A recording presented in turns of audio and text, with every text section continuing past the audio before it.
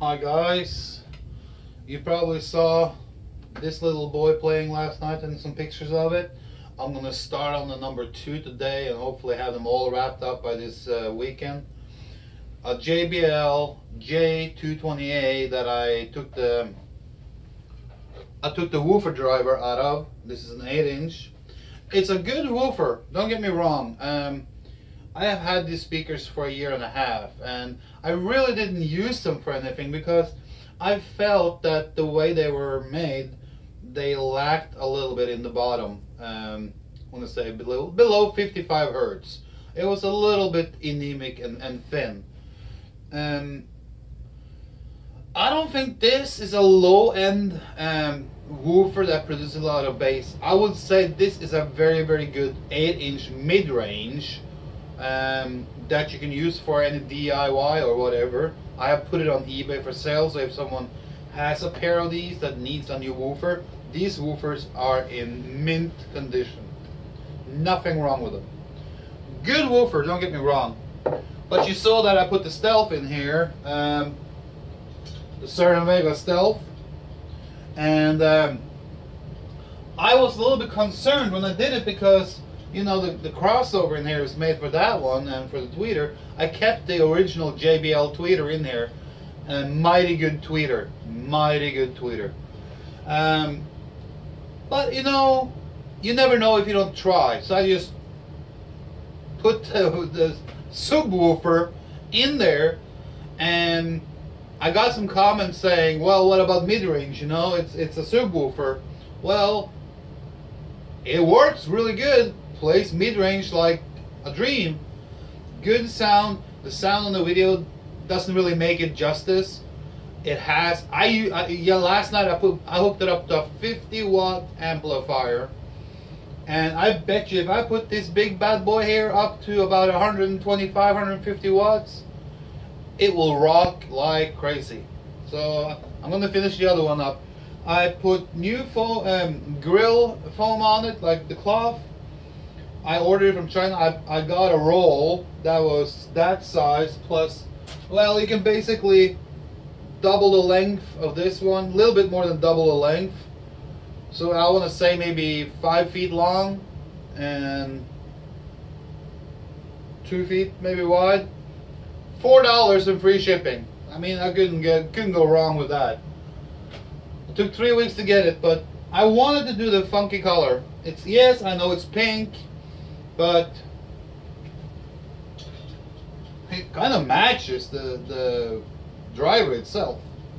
So I wanted to do something crazy, you know, break up the colors. So not a total custom build, but I mean, hey, if you have some cabinets, why not use them, you know? Not every DIY is building from scratch. I have done a lot of DIY where I have repurposed and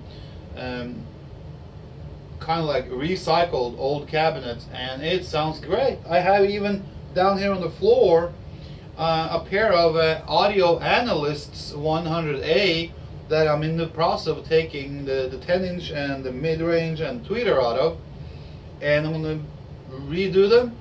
They have good veneer, so I'm going to sand the veneer and give them a new coat and put some Cernovegas in there. So that's how I do it many times. Some people come to me and say, hey, I have these empty cabinets, what can you do for me? I want to keep the cabinets the way they are, maybe just spruce them up a little bit cosmetically. And I do that, and I say, hey, let me do some work, let me do some measurements, let me do some calculation and see what kind of drivers we can fit in there. And so that's a lot of DIY too, you know. It's not necessarily building from scratch. You don't have to do that. I mean, go on eBay. This is how I do it sometimes. I go on eBay and I specifically look for cheap speakers that has good bones, and by good bones I mean good cabinets. I take the cabinets and I look them over. If they need some work cosmetically, I do that. Sometimes I keep the crossover, sometimes I change the crossover, but I always take the drivers out. I resell the drivers on eBay and get my money back for what I paid for the whole speaker. That's pretty smart. So when I take the drivers out, I sell them on eBay, get my money back. The speakers haven't cost me one dime.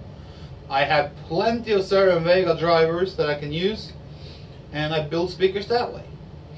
So that's one way of doing it.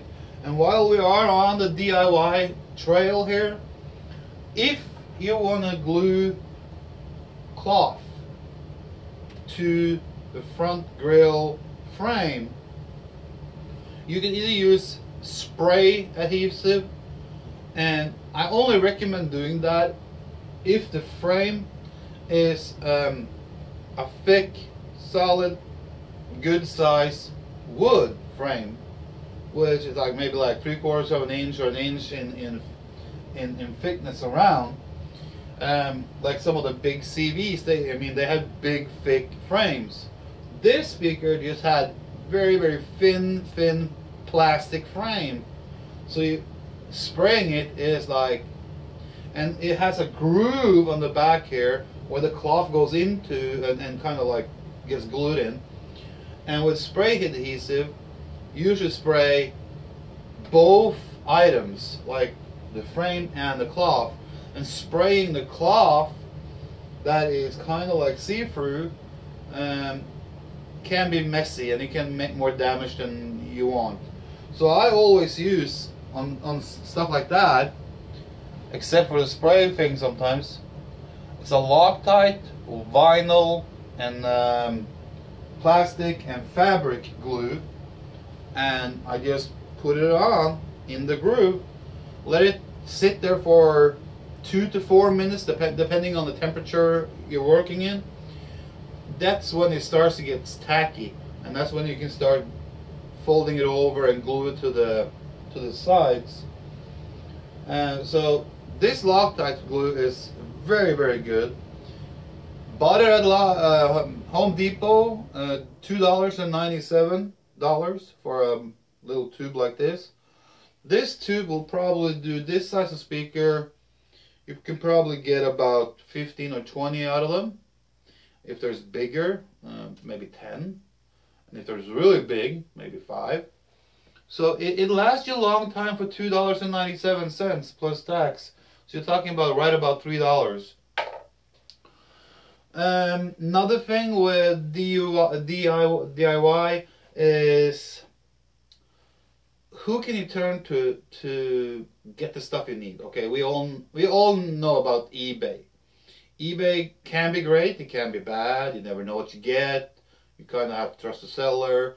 If it doesn't pan out the way you wanted, you have to start a return process, and you're in the loop for at least 8 to 10 days before you get your money back. So eBay is one, but you have to be careful. There is another company that was talked about yesterday.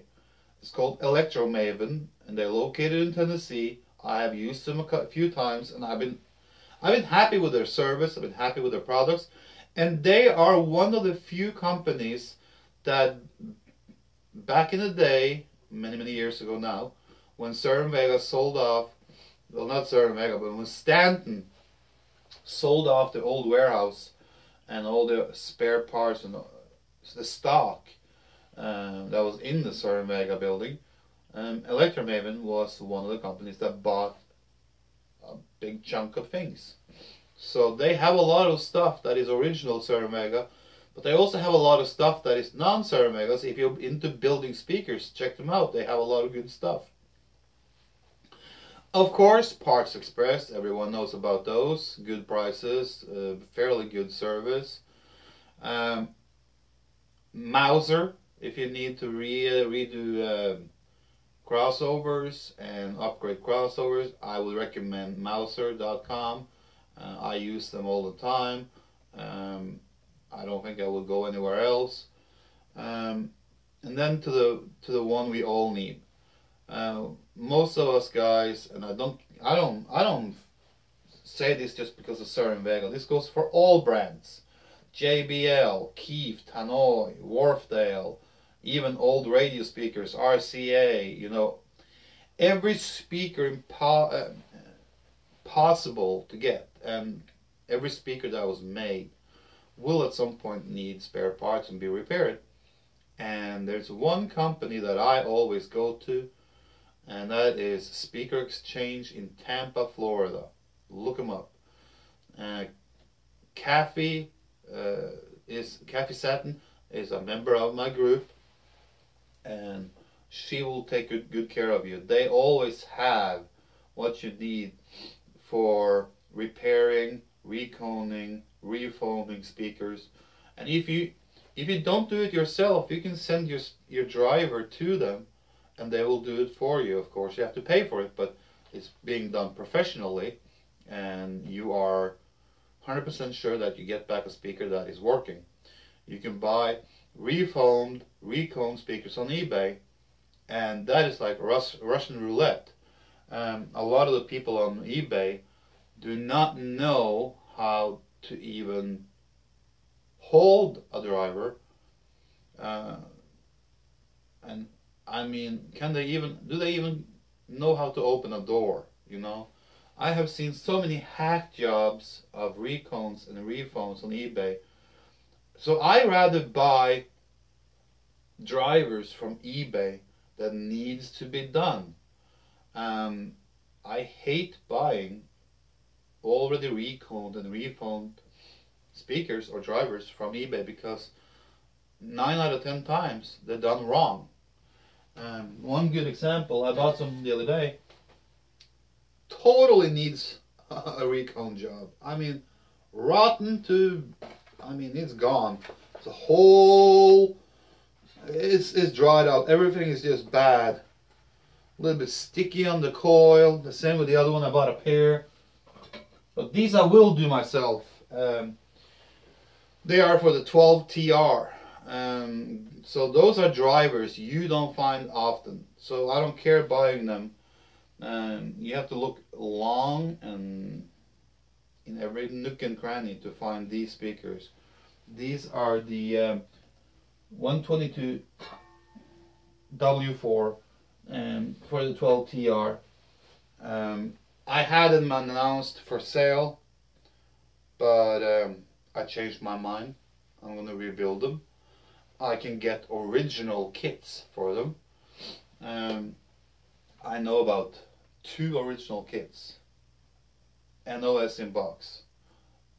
I'm going to get them. And I'm going to rebuild them. So, Speaker Exchange in Tampa, Kathy Satin, they will do you the best service. They will give you the best service and some of the best prices. I prefer them over any other supplier of foam and recone kit. I have tried most companies. I have been involved with most companies over the years. Midwest Audio is a good number 2. Simply Speakers, stay away. I dealt with them in the early 2000s when I was running my company in Norway, because those were the ones that I found the first. And I can't tell you how many times we got the wrong things sent to us. And having wrong things sent from the United States to Norway, it becomes costly, very costly. And not to mention we couldn't keep time frames for our customers that we were doing rep for.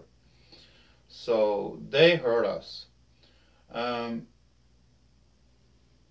So we went out and started looking, and I came across Speaker Exchange, having no problem ever. And I mean, back in the day, I bought tons and tons of stuff of them. Not so much lately, because I haven't had really any use for anything. I bought up a bunch of foam from a company in Los Angeles a year ago. For cheap. It was original from the company that was servicing Cerwin Vega with foam. For some reason they went out of business and transferred everything to another company that I'm not even going to mention, because they suck. And they now have a kind of like a monopoly on things. And I've been in contact with them, and no, I don't want to do business with them. So I hope this video helped you out a little bit by doing DIY. Choose the right supplier and choose the right product. Sometimes you pay $1 or $2 more, but you get the right quality, you get the right fit, and you get great service. By the way, I have to put a disclaimer on this video. I am not being paid or endorsed by any of the companies I have mentioned. These are my personal experiences over the last 30 years. There are more companies I could recommend, but some of them are probably out of business already, and some of them have turned for the worse. So right now, for now, these are the companies that I would go to if I needed something. And like I said, I'm not being paid, I'm not being endorsed, I don't receive any compensation in any form, monetary or product-wise. I'm just giving you advice. When it comes to being a DIYer, building speakers, I have one pair here. It doesn't matter. If you build it for yourself, it doesn't matter what other people think. So don't pay attention to the haters. Don't pay attention to what people say to you in a negative way. If the speaker works the way you intended it to be and to do, and you're happy with it, that's everything that matters. If you do custom builds for others, then of course there's a different scenario. You have to be more thoughtful about cosmetically, how they look, how they work, and everything, and quality and safety. But if you build it for yourself, you can cut some corners if you want to.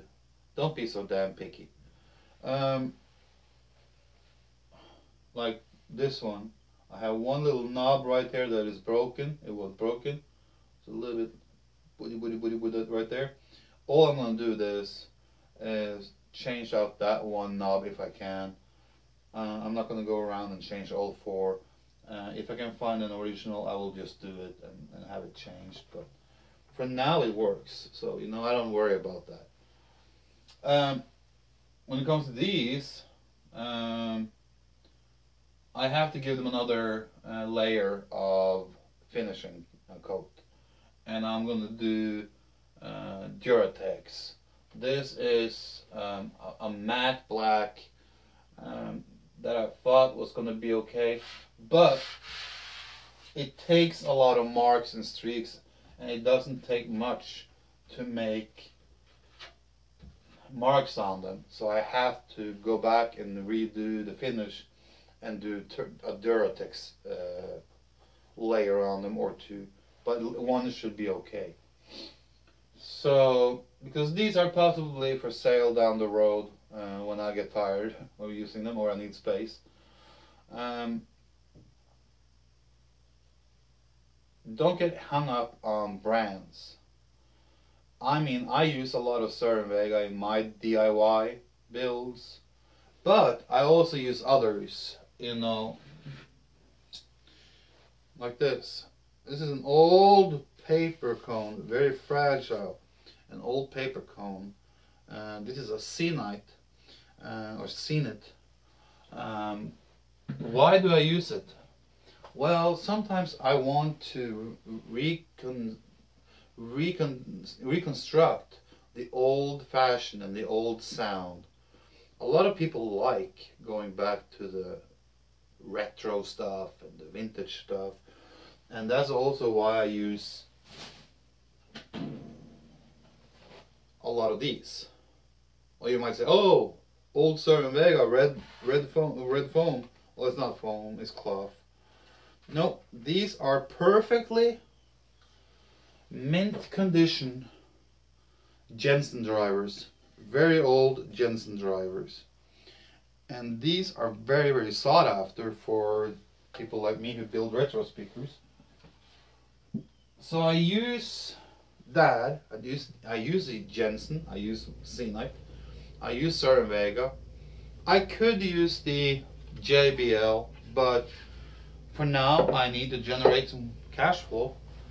I have a pair of very old red magnet Wharfedale drivers.